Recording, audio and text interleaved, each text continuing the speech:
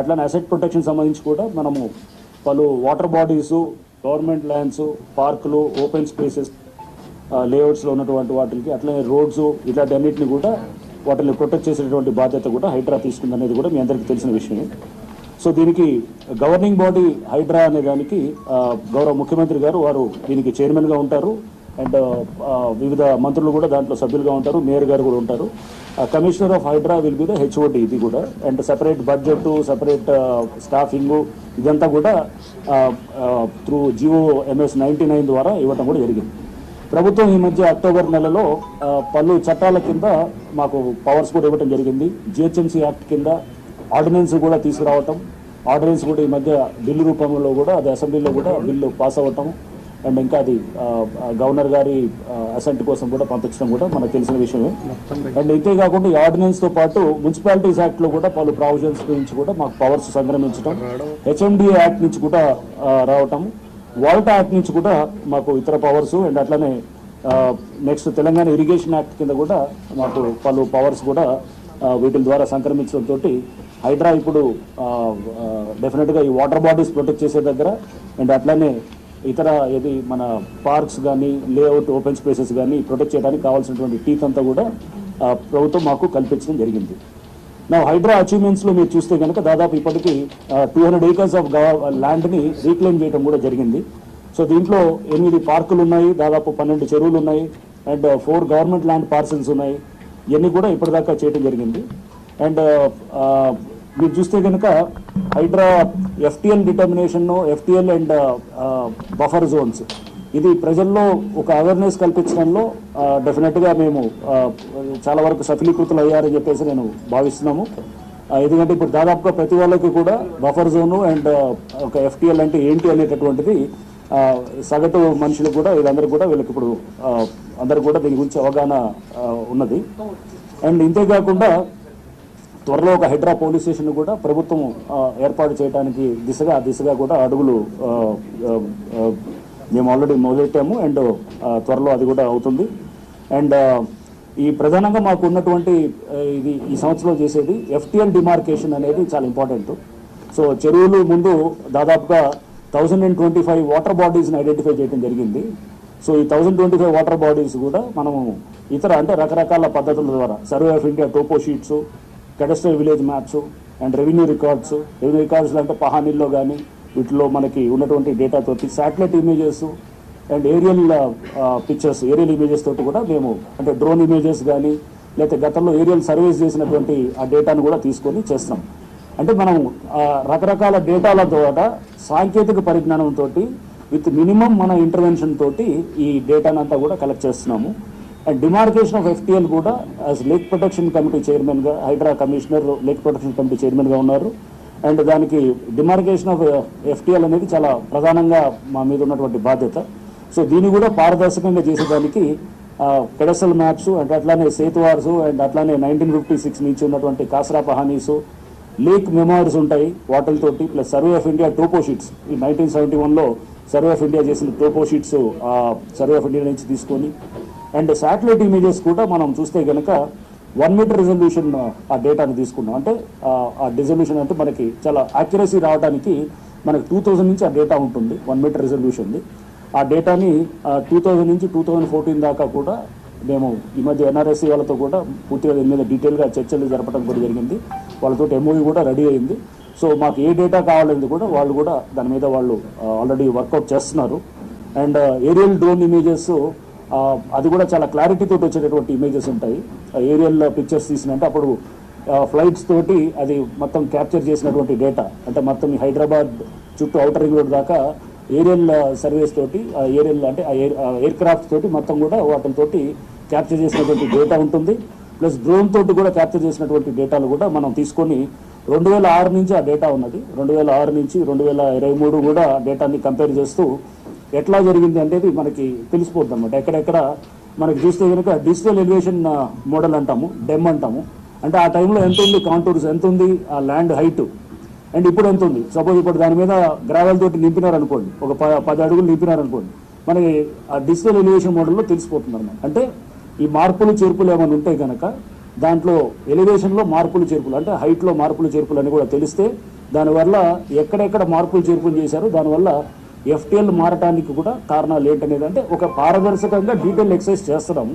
చేసి ముందు ఒక ఎఫ్టీఎల్ అనేది డీటెయిల్గా మార్చేసి, లేకపోతే ఏమవుతుందంటే కొంతమంది ఎవరైతే కనుక నింపినారో వాళ్ళు సేఫ్ అయిపోతారు, నింపని వాళ్ళ వైపు వాటర్ వచ్చేసి అదంతా వాళ్ళ ఏరియాలో ఎఫ్టీఎల్ అట్లా అంటే ఒక స్క్యూడ్ ఇది రావడానికి అవకాశం ఉంది. కాబట్టి ట్రాన్స్పరెంట్గా సైంటిఫిక్ పద్ధతిలో చేసేదానికి ఈ పద్ధతులు అవలంబిస్తున్నాం అనమాట. సో నెక్స్ట్ ఇది వేరే శాటిలైట్ ఏజెన్సీస్ తోటి కూడా మేము చర్చలు జరుగుతున్నాయి. అండ్ అట్లానే ఎన్ఆర్ఎస్సి తోటి కూడా డీటెయిల్గా మేము వారితో కూడా సంప్రదిస్తున్నాము. అండ్ నాలాస్ మీద కూడా మన గతంలో కిర్లోస్కర్ అండ్ ఓఎన్స్ కంపెనీ వాళ్ళు చేసినటువంటి రిపోర్ట్స్ ప్లస్ దీంట్లో ఎన్ఆర్ఎస్సి వాళ్ళ నుంచి కూడా సహాయ సహకారాలు తీసుకుంటున్నాము. ఈ నాలాస్కి సంబంధించిన వాటిలో కూడా especially 3rd order and 4th order అంటే 1st 2nd ఆర్డర్ అంటే చిన్న చిన్న కాలువలు ఉంటాయన్నమాట. బట్ 3rd 4th ఆర్డర్కి వచ్చేవాళ్ళు మెయిన్ స్ట్రీమ్స్ ఉంటాయి. దాని విడ్త్ ఎలా ఉండింది అనే దాన్ని కూడా మనం విలేజ్ మ్యాప్స్ ద్వారా అండ్ అట్లానే ఇతర ఏది మనకి గతంలో చేసినటువంటి స్టడీస్ ద్వారా అండ్ ప్లస్ మనకి మెయిన్గా శాటిలైట్ ఇమేజెస్ ద్వారా కానీ లేకపోతే టోపో షీట్స్ ద్వారా కానీ కూడా గుర్తించడానికి ప్రయత్నం చేస్తున్నాం అనమాట. అండ్ దీంతో పాటు చూస్తే కనుక ఇప్పటికి దాదాపు 5,800 కంప్లైంట్స్ దాకా మాకు రావటం జరిగింది. వీటిలో చాలా వరకు కూడా మనకి ఏది ఎంక్రోచ్మెంట్స్ ఇన్ ఏది ఎఫ్టీఎల్ గురించి కానీ లేకపోతే అనాథరైజ్ కన్స్ట్రక్షన్స్ మీద కూడా వస్తున్నాయి. సో అనాథరైజ్ కన్స్ట్రక్షన్స్ మీద కూడా హైడ్రాకి ఇప్పుడు అదర్ దెన్ జిహెచ్ఎంసీ అంటే అవుట్ సైడ్ జిహెచ్ఎంసీ చుట్టూ ఉన్న 27 మున్సిపాలిటీస్లో కూడా అనాథరైజ్ కన్స్ట్రక్షన్స్ మీద కూడా యాక్ట్ చేసేటటువంటి అధికారం మున్సిపాలిటీస్ యాక్ట్ ద్వారా మాకు సంక్రమించడం కూడా జరిగిందనేది కూడా మీ అందరికీ కూడా తెలియపరుస్తున్నాం. సో దాంట్లో కూడా మాకు ప్రధానంగా అసోసియేషన్స్ ఎవరైనా కంప్లైంట్ చేస్తే అంటే అక్కడ ఎందుకంటే చాలా చోట్ల వచ్చాయి ఇది. సో మీరు అనవచ్చు ఎక్కడ మనం డిస్క్రిమినేట్ చేస్తామనే దానికి పబ్లిక్ నుంచి వచ్చేటువంటి కంప్లైంట్స్కి ప్రాధాన్యత ఇస్తాము. ఇచ్చేసి సపోజ్ ఆ ఏరియాలో వాళ్ళకి పెద్ద ఎత్తున కూడా దానివల్ల ట్రాఫిక్ సమస్య లేకపోతే అక్కడ వాళ్ళకి అందరికీ ఆ కాలనీ వాసులందరికీ కూడా ఇబ్బందికరంగా ఉంటాయి కనుక వారు ఇచ్చే కంప్లైంట్స్కి ప్రాధాన్యత ఇస్తూ చేస్తాం. అంటే ఒక సమూహంగా ఒక అసోసియేషన్ నుంచో ఆర్డబ్ల్యూఎస్ ఉంటారు, రెసిడెంట్ వెల్ఫేర్ అసోసియేషన్ నుంచి వచ్చినటువంటి కంప్లైంట్స్ వాటికి ప్రాధాన్యత ఇవ్వడం కూడా జరుగుతుంది. అండ్ అట్లానే మనము సాంకేతిక పరిజ్ఞానాన్ని వాడుతూ కూడా మనము వీటిని ఇప్పుడు ఎంక్రోచ్మెంట్స్ని కూడా గుర్తించడానికి చేస్తున్నాము. ఆ సాంకేతిక పరిజ్ఞానం ద్వారా మనకి ఇప్పుడు ఒక బేస్ ఇయర్ని తీసుకొని అప్పుడు ఎలా ఉన్నది అండ్ దాని నుంచి మనకి జూలై 19th నాటికి ఎలా ఉన్న ఎంక్రోచ్మెంట్స్ అండ్ ఆ తర్వాత ఏదైనా యాడ్ అయినా కానీ కూడా మనకి శాటిలైట్ ఇమేజెస్ ద్వారా లేకపోతే మనకి వీటి ద్వారా ఈజీగా గుర్తించవచ్చు. సో దానికి కూడా మనకి శాటిలైట్ కంపెనీస్ తోటి అండ్ అట్లానే రిమోట్ సెన్సింగ్ ఏజెన్సీస్ తోటి కూడా మా చర్చలు జరిగినాయి. దాంట్లో కూడా వాళ్ళందరూ కూడా మాకు సహాయ సహకారాలు అందించడానికి కూడా ముందుకు వస్తున్నారు. అండ్ ఇదే కాకుండా ఈ డెబ్రీ డంపింగ్ ఉంటుంది. పెద్ద సమస్య ఏంటంటే చాలామంది కన్స్ట్రక్షన్ చేసిన తర్వాత తీసుకెళ్లి చెరువుల్లో పడేయటము, రోడ్ల పక్కన చేస్తున్నారు.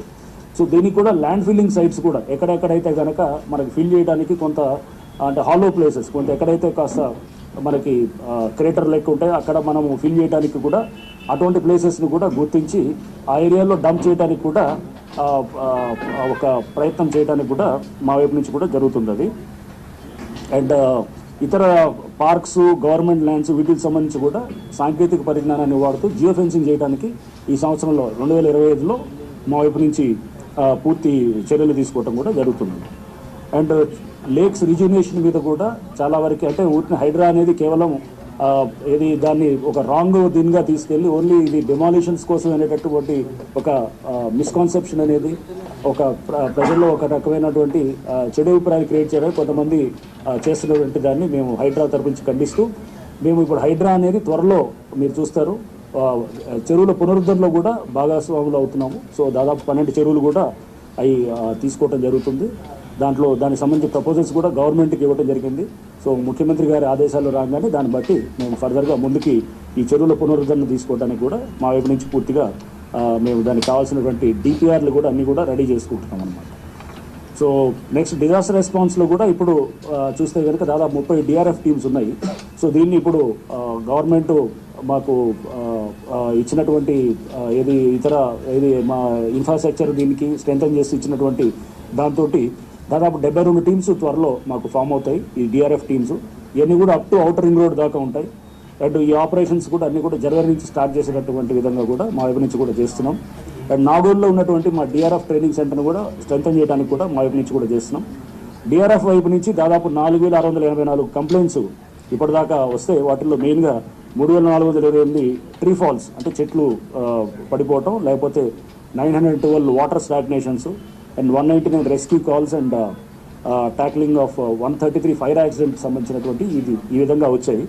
సో వీళ్ళన్నిటిని కూడా డిఆర్ఎఫ్ కంట్రోల్ రూమ్ నుంచి ఇక్కడి నుంచి కూడా మా సిబ్బంది వీటిని అడ్రస్ చేయడం కూడా జరిగింది. అండ్ అట్లానే హైడ్రా మీటరాలజికల్ డిపార్ట్మెంట్ సంబంధించిన డీజీ గారితో కూడా వాళ్ళతో కూడా రిక్వెస్ట్ చేయడం కూడా జరిగింది. ఒక అడిషనల్ డాప్లర్ వెదర్ రేడార్ని కూడా హైదరాబాద్ సిటీకి ఇస్తే కనుక మనకి యాక్యురసీ ఆఫ్ ప్రిడిక్షన్స్ కూడా ఇంకా బాగుంటుందని చెప్పేసి సజెస్ట్ చేయడం జరిగింది. వారు కూడా దానికి సానుకూలంగా స్పందించారు. సో త్వరలో మనకు ఒక అడిషనల్ అంటే అది ఖర్చుతో కూడుకున్న విషయం కానీ బట్ వారు డీజీ ఐఎండి నుంచి వారు కూడా ముందుకు వచ్చి మనకి త్వరలో ఒక డాప్లర్ వెదర్ రేడార్ కూడా మనకి అరేంజ్ చేయడానికి కూడా జరుగుతుంది. సో అట్లానే ఇదే కాకుండా వెదర్ ప్రొడిక్షన్ యాక్యురసీ పెంచడం దిశగా ఆటోమేటిక్ వెదర్ స్టేషన్స్ని కూడా పెంచేటట్టు ఇంకా ఎక్కువ చేసినట్టు. ఇప్పుడు యాక్చువల్గా మనకు ఉన్నటువంటి ఏడబ్ల్యూఎస్ స్టేషన్స్ అంటే వాటిల్లో మీరు చూస్తే రెయిన్ఫాల్ లేకపోతే ఏది మనకి టెంపరేచరు హ్యూమిడిటీ అన్నింటినీ కూడా మనకి మార్క్ చేసేటువంటివి ఉన్నాయి. అవన్నీ కూడా 2/2 స్క్వేర్ కిలోమీటర్స్ ఉన్నాయి. అంటే దానికి 4 చదరపు కిలోమీటర్లు ఒక ఇది వచ్చింది. సో దాని బదులు మనకి ఇప్పుడు 1/1 తీసుకురాగలిగితే కనుక కిలోమీటర్ బై కిలోమీటర్ ఉంటాయి కనుక మనకి ఇప్పుడు 156 ఎన్నో ఉన్నాయి, మొత్తం 154 ఎన్నో ఉన్నాయి ఏడబ్ల్యూఎస్ స్టేషన్స్. దాన్ని మనం కిలోమీటర్ బై కిలోమీటర్ చేస్తే కనుక ఎక్కువ స్టేషన్స్ అవుతాయి. యాక్యురసీ ఆఫ్ ప్రిడిక్షన్ కూడా మనకి పెరగడానికి అవకాశం ఉంటుంది. సో దాని దిశగా కూడా ప్రభుత్వంతో మేము డిస్కస్ చేసి ఈ ఏడబ్ల్యూఎస్ స్టేషన్స్ని కూడా ఎక్కువ పెంచే విధంగా చేస్తాం. అండ్ వీటిని వెదర్ డేటాను ఎవాల్యుయేట్ చేయడానికి ఒక సెపరేట్ విగ్ కూడా హైడ్రాలో త్వరలో స్టార్ట్ చేస్తాము. స్టార్ట్ చేసి దానికి టెక్నికల్గా దానికి కావాల్సినటువంటి సైంటిస్ట్ టెక్నికల్ సిబ్బందిని కూడా పెట్టేదానికి అండ్ హైడ్రా కూడా త్వరలో ఒక ఎఫ్ఎం ఛానల్ హైడ్రాకి సంబంధించింది పెట్టేదానికి కూడా ప్లాన్ చేయడానికి చేస్తున్నాము. సో దాన్ని ఎక్స్ప్లోర్ చేస్తున్నాం. అంటే ఇది ఎఫ్ఎం ఛానల్ పెడితే బెటరా లేకపోతే ఏమైనా లీజ్డ్గా ఏమన్నా తీసుకుంటే బెటరా అనేది కూడా తీసుకొని అంటే మేము ఇవ్వాల్సినటువంటి వెదర్ ఫోర్కాస్ట్ ఇట్లాంటివి కూడా ఒక ఛానల్ ద్వారా ఇవ్వడానికి కూడా జరుగుతుందనే దాని గురించి కూడా మా గురించి కసరత్తు కూడా చేస్తున్నాం అన్నమాట. అండ్ ఇంకా ఇది ప్రజలకి మా వైపు నుంచి అంటే మేము రిక్వెస్ట్ చేసేది ఆర్ దీనివల్ల జరుగుతున్నటువంటిది అంటే హైడ్రా చర్యలతో బట్టి బై అండ్ లార్జ్ పబ్లిక్ అందరికీ కూడా ఎఫ్టిఎల్ బఫర్ జోన్స్ మీద వాళ్ళకి చాలామందికి కూడా మంచి అవేర్నెస్ రావడం జరిగింది. వాళ్ళందరూ కూడా చాలామంది they are doing this due diligence ఏదైతే ఉన్నాయో జాగ్రత్తగా 1-2 సార్లు వెరిఫై చేసుకుంటున్నారు.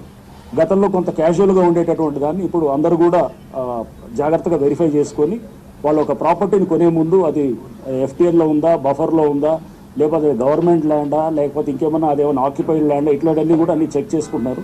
సో పబ్లిక్ని నేను విజ్ఞప్తి చేసేది కూడా ఏంటంటే మీరు ఈ చెక్స్ అనేది డిఫరెంట్ సోర్సెస్ ద్వారా కూడా చెక్ చేసుకుంటూ ఉంటే కనుక కూడా బాగుంటుంది. త్వరలో హైడ్రా కూడా మా వెబ్సైట్లో ఈ ఎఫ్టిఎల్ బఫర్ జోన్స్ అన్నిటి కూడా మార్క్ చేసిన తర్వాత మా వెబ్సైట్లోనే ఇవన్నీ కూడా పెట్టడం కూడా త్వరలో జరుగుతుందన్నమాట. సో పెట్టి ఇదంతా దానికన్నా ముందు ఒక పారదర్శకమైన ఈ ప్రక్రియ జరగాలి. జరిగిన తర్వాత ఇవన్నీ కూడా మనకి మా వెబ్సైట్లోనే ఏది పబ్లిక్ ఈజీగా అర్థమయ్యేటటువంటి భాషలో వాళ్ళు ఎక్కడి నుంచినా కానీ వాళ్ళకి అక్కడ వాళ్ళ పొజిషనింగ్ ద్వారా వాళ్ళు బఫర్లో ఉన్నారా ఎఫ్టిఎల్లో ఉన్నారని తెలిసే విధంగా వాళ్ళకి ఈజీగా అర్థమయ్యేటటువంటి విధంగా తయారు చేస్తాం కూడా అన్నమాట. సో ఫర్దర్ ఎంక్రోచ్మెంట్స్ మీద హైడ్రా చాలా కఠినంగా వ్యవహరిస్తుంది అండ్ ఆల్రెడీ డిమాలిషన్ పాలసీ కూడా క్లియర్గా చెప్పడం జరిగింది. జూలై 19 తర్వాత ఏ పర్మిషన్ను దాన్ని అంతకుముందు ఇచ్చిన పర్మిషన్స్ ఆనర్ చేస్తూనే ఆ తర్వాత ఏ పర్మిషన్స్ కూడా ఒకవేళ ఎఫ్టిఎల్ బఫర్లో వస్తే కనుక డెఫినెట్గా దాని మీద సంబంధిత అధికారులు అకౌంటబుల్ చేస్తూ కూడా ప్లస్ వాటి మీద కూడా యాక్షన్ తీసుకోవడానికి కూడా జరుగుతుందన్నమాట. బట్ అంతకుముందు ఉన్న పర్మిషన్స్ అన్నిటి కూడా ఆనర్ చేస్తూ అండ్ ఏదైతే నివాస గృహాల మీద గతంలో వచ్చినటువంటి ఆథరైజ్డ్ అయినా అనాథరైజ్ అయినా కానీ కూడా గతంలో కట్టిన వాటికి ఎక్కడ కూడా హైడ్రా వాటి మీద వెళ్ళదు. బట్ కమర్షియల్స్ ఇట్లాంటి అనాథరైజ్ ఉండే వాటి మీద ఎప్పుడైనా కానీ కూడా అనాథరైజ్ కన్స్ట్రక్షన్స్ ఆ పాలసీ కూడా మీకు ఆల్రెడీ చెప్పడం జరిగింది. అనాథరైజ్ కన్స్ట్రక్షన్స్ ఎప్పుడైనా అనాథరైజ్డ్ ఉంటుంది. సో దాని మీద చర్యలు తీసుకోవడం కూడా జరుగుతుందన్నమాట. అండ్ ఆల్రెడీ 100 డిఆర్ఎఫ్ సిబ్బంది కూడా ట్రాఫిక్ మేనేజ్మెంట్ కూడా ఇవ్వడం జరిగింది. అండ్ పబ్లిక్ నేను విజ్ఞప్తి చేసేది ఒకటే, మీరు చేసేటప్పుడు డ్యూ డిలిజెన్స్ ఎలా చేయాల్సినవి కొన్ని పాయింట్స్ కూడా నోటరీ ఉన్నటువంటి వాటి డాక్యుమెంట్స్ దగ్గర జాగ్రత్తగా తీసుకోవాలి. ఎటువంటి పరిస్థితుల్లో నోటరైజ్డ్ డాక్యుమెంట్స్ తీసుకున్నారంటే కనుక దాంట్లో ఏదో తేడా ఉన్నట్టుగా చూడాలి. అండ్ వితౌట్ రిజిస్ట్రేషన్ ఉండేటువంటి వాటిలో అండ్ అనాథరైజ్ కన్స్ట్రక్షన్స్ కూడా ఎక్కడైనా అనాథరైజ్ కన్స్ట్రక్షన్స్ ఉంటే కనుక దాన్ని కొనేటప్పుడు ఒకవేళ మీరు అలాంటి రిజిస్ట్రేషన్స్ అవుతున్న మాత్రాన వాళ్ళు ఏదో కోర్టు నుంచి వెళ్ళి ఒకటి తీసుకొచ్చి ఉండొచ్చు కూడా కొన్ని అట్లాంటి పరిస్థితుల్లో కూడా జరుగుతుంటుంది. దాన్ని మీరు అక్కడ జాగ్రత్తగా రెండు మూడు మెథడ్స్లో వెరిఫై చేయండి. వెరిఫై చేస్తే కనుక మీకు డెఫినెట్గా వస్తుంది. మేము మీకు వచ్చేటువంటి కంప్లైంట్స్ అన్నింటిని కూడా తీసుకుంటూ రేపు ఎట్లానో మాకు ఎవ్రీ మండే అంటే ఈ కొత్త సంవత్సరంలో గ్రీవెన్సెస్ డే పెడుతున్నాం.